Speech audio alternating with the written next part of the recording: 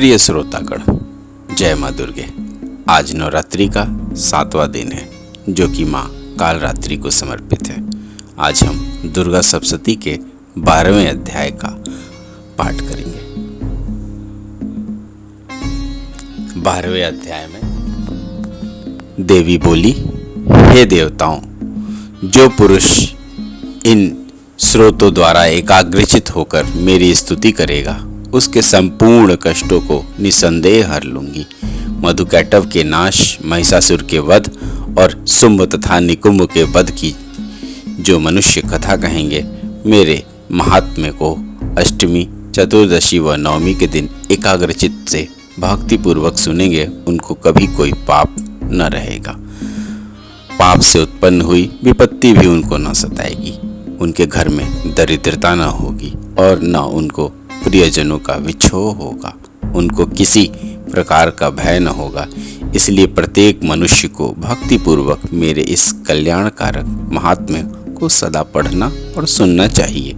मेरा यह महात्म्य महामारी से उत्पन्न हुए संपूर्ण उपद्रवों को एवं 3 प्रकार के उत्पातों को शांत कर देता है।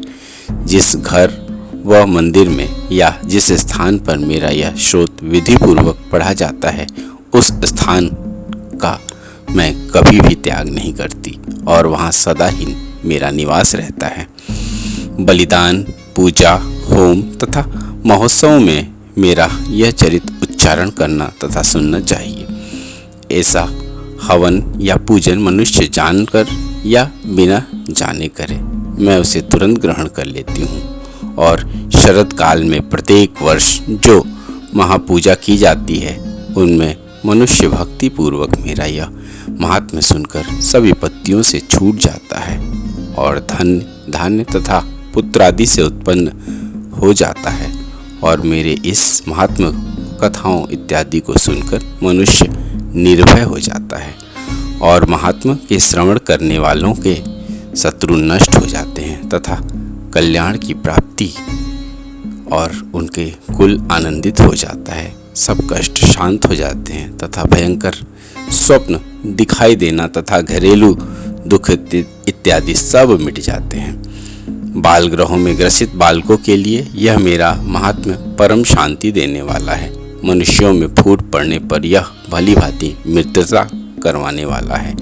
मेरा यह महात्म्य मनुष्यों को मेरी जैसी सामर्थ्य की प्राप्ति करवाने वाला है। पशु, पुष्प, अर्घ्य, धूप, गंध, दीपक इत्यादि सामग्रियों द्वारा पूजन करने से ब्राह्मण को भोजन करा के, हवन करके, प्रतिदिन अभिषेक करके, नाना प्रकार के भोगों को अर्पण करके और प्रत्येक वर्ष दान इत्यादि करके जो मेरी आराधना की जाती है और उसमें मैं जैसी प्रसन्न हो जाती हूँ, वैसी प्रसन्न इस चरित्र के सुनने से हो जाती हूँ।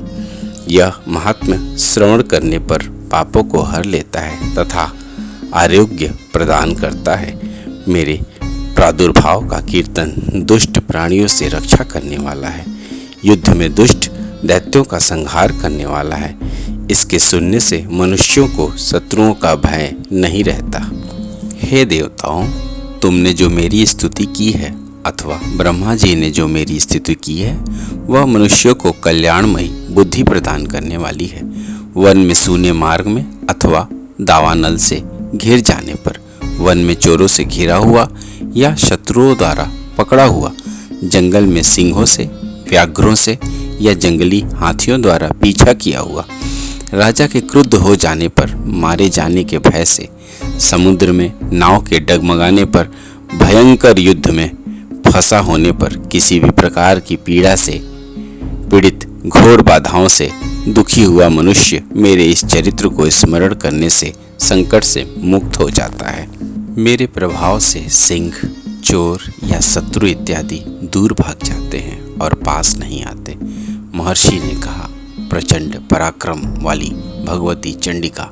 यूँ कहने के पश्चात सब देवताओं के देखते ही देखते अंतर्ध्यान हो गई और संपूर्ण देवता अपने शत्रुओं के मारे जाने पर पहले की तरह यज्ञ भाग का उपभोग करने लगे और उनके अपने अधिकार फिर से प्राप्त हो गए तथा युद्ध में देवताओं के शत्रुओं शुंभ व निशुंभ के देवी के द्वारा मारे जाने पर बाकी बचे हुए राक्षस पाताल को चले गए।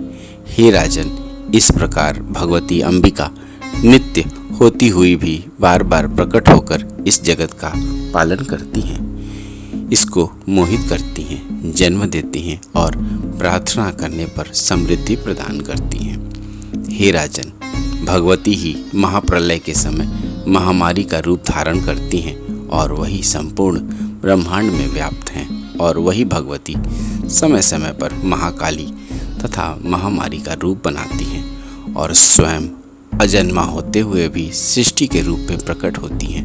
वह सनातनी देवी प्राणियों का पालन करती हैं और वही मनुष्य के अभ्युदय के समय घर में लक्ष्मी का रूप बनाकर स्थित हो जाती है तथा अभाव के समय दरिद्रता बनकर विनाश का कारण बन जाती है। पुष्प, धूप और गंध आदि से पूजन करके उसकी स्तुति करने से वह धन एवं पुत्र देती है और धर्म में शुभ बुद्धि प्रदान करती है। जय माँ दुर्गे। इस प्रकार दुर्गा सप्तशती का 12वां अध्याय समाप्त हुआ। जय माता दी।